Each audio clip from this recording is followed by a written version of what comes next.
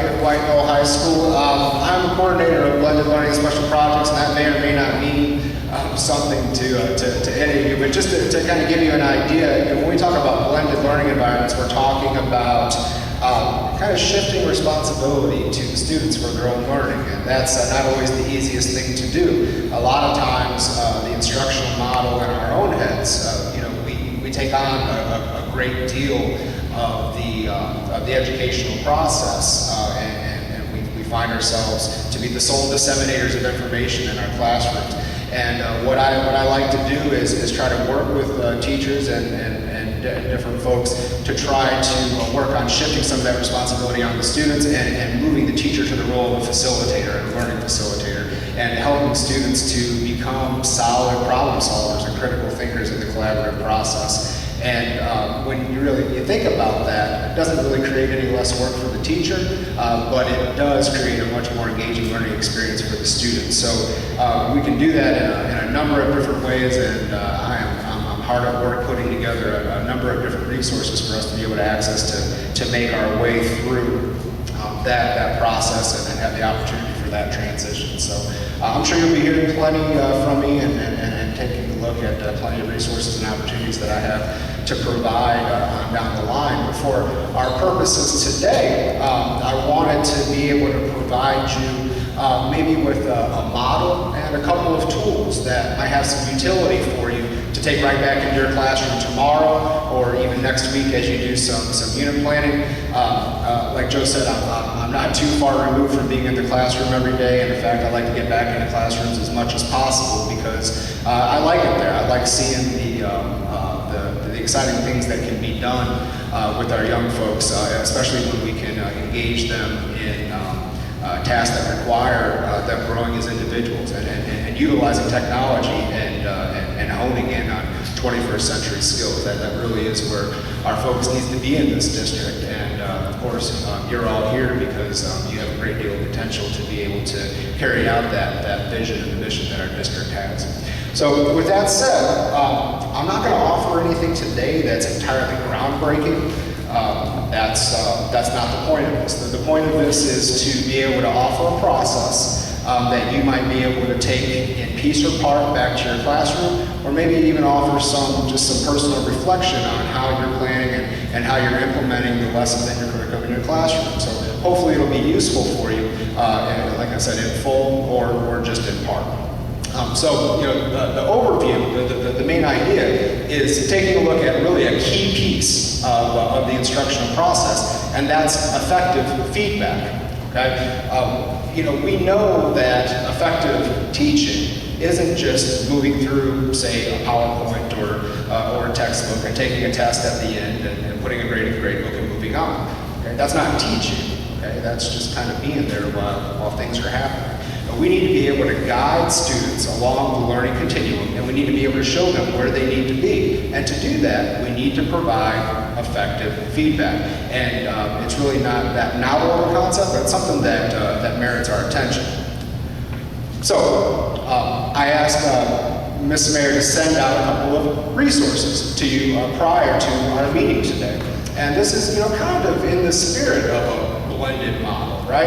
In a blended model, we ask students or participants to take a look at some materials outside of the classroom so that they're prepared to participate inside of the classroom. And then what we can do at that point as teachers or facilitators is allow more of the time that we have to work individually with groups and solve those individual problems instead of just broadcast instruction like we've seen in the past. So there was a video, okay, that was fairly short, I think about 5 minutes or so, and it was a teacher testimonial on what effective feedback looks like, and there was also a short article that came from Educational Leadership, and I thought it made some excellent points and really kind of mapped out the process of providing effective feedback in a way that was easy to understand and it was easily applicable to the classroom. And just a quick show of hands. Raise your hand if you were able to view the video.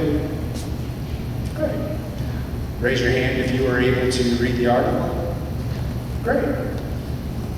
Has anybody's life changed by either one of those? Yeah, good. And probably not. But what we want to do with that today, is take it and put it into a situation where we can apply it maybe a little bit and make it personal. personal to ourselves so that we might be able to take that into our classroom and maybe make our lives a little easier. Okay? So the first thing that we're going to do is we'll jump right into a tool that we'll be able to use in our classrooms fairly easily. It's iPad compatible, and I've used this in a number of different presentations that I've done, but I've used it probably more than they would want me to since it's a free product in my classroom itself. And it has a million different uses, and we'll just use it for modeling here today. But I want you to get kind of familiar with the student side of it so you can see what the implications are for gaining or providing feedback and gaining information from your students in your own classroom. Okay? So just as an overview, Socratic is very versatile, okay? It's absolutely free, and you can use it for a number of different things. But what it does is it allows you to get student-specific feedback to you so that you can see where they're at on specific learning objectives and goals, and then you can give them effective feedback to shape their learning progression and get them to where they need to be. That's not what I said. That's okay.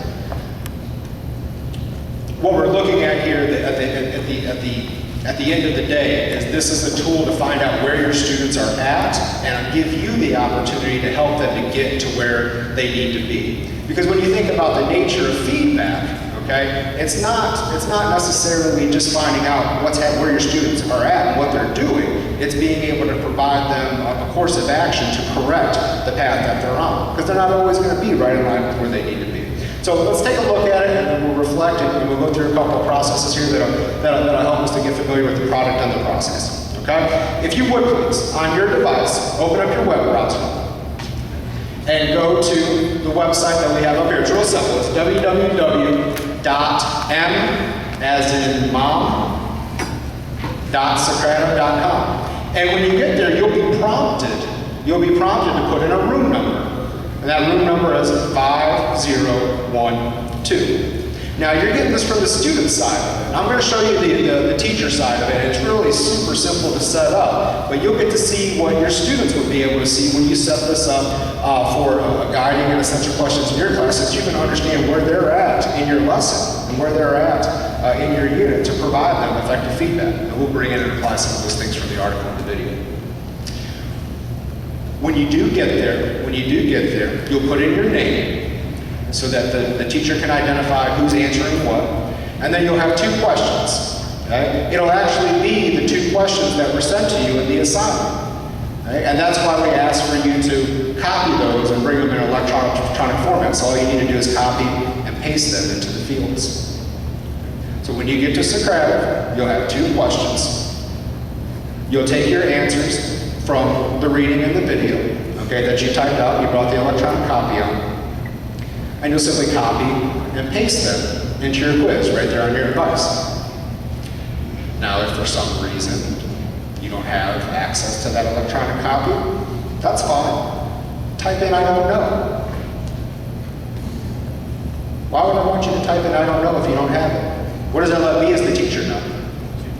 It lets me know that you don't know, right? It's not a gotcha thing. We're trying to get to an end goal, to an objective. So if your goal is to get all 30 of your children in your classroom to understand the specific concept, if they don't know where they're at or they don't know what the answer is, you need to know that so you can provide them the right feedback to get them to where they need to be. Okay? Education isn't a gotcha game. Okay? We got to lead them to where they need to be. So take a second to do that. And we'll come back together here in just a minute, and I'll show you what the instructor side looks at, what it looks like, and how we'll be able to use that to provide specific, effective feedback.